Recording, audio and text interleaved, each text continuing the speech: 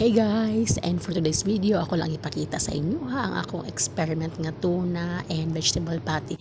Actually, ako na siya experiment since na ako diri sa UAE. Kana nag-add lang ko din na og carrots, green and red bell pepper and onion.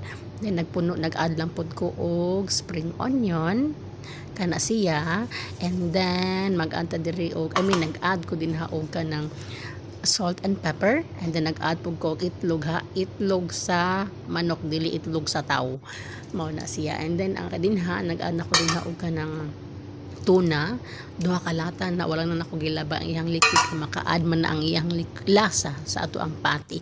So ato lang na lang kayo, then mag-add lang po ko din ha og corn flour.